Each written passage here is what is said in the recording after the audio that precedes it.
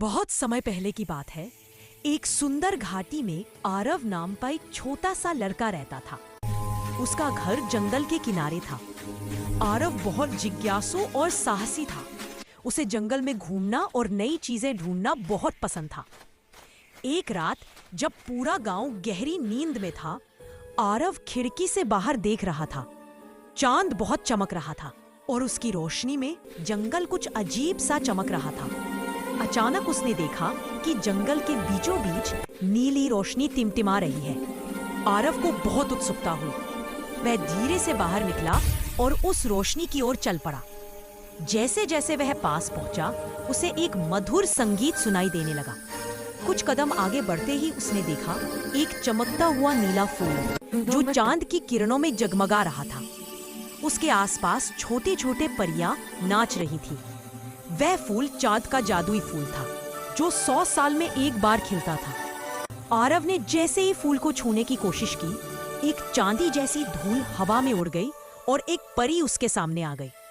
परी ने मुस्कुराते हुए कहा, आरव, तुम बहुत बहादुर हो, लेकिन ये फूल साधारण नहीं है।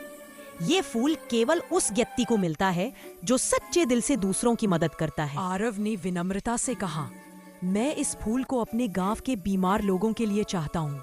अगर इससे उनका इलाज हो सके तो मुझे खुशी होगी। परी उसकी सच्चाई से बहुत खुश हुई। उसने कहा, तुम्हारा दिल पवित्र है, इसलिए मैं तुम्हें ये फूल देती हूँ, लेकिन याद रखना, इसका जादू सिर्फ अच्छे कामों के लिए ही काम करेगा। आरव ने फूल को सावधानी से उठाया और घर लौट आया। सुबह होते ही उसने फूल का रस निकाला और गांव के बीमार लोगों को दिया। देखते ही देखते सबकी तबीयत ठीक हो गई। पूरा गांव खुशी से झूम उठा। लेकिन उसी गांव में एक लालची व्यापारी था, रघु। जब उसे फूल की खबर मिली तो वह रात में आरव के घर पहुंचा और फूल चुरा लिया। जैसे ही उसने फूल का इस्तेमाल अपने स्वार्थ के लिए किया, फूल की चमक बुझ गई और रघु पत्थर का बन गया। आरव को जब ये पता चला तो वह फिर से जंगल गया और परी को पुकारा। परी ने कहा, सच्चे दिल से की गई माफी हर गलती मिटा सकती है। आरव ने रघु के लिए माफी मांगी। तभी फूल फिर से चमक उठा और रघु दोबारा इंसान बन गया। रघु रो पड़ा और बोला, आरव, तुमने मुझे माफ करके सच्ची इंसानियत दिखाई। उस दिन से वह फूल हर पूर्णिमा की रात को केवल आरव के घर में खिलता था, लेकिन उसका जादू केवल अच्छे कामों में ही काम आता था।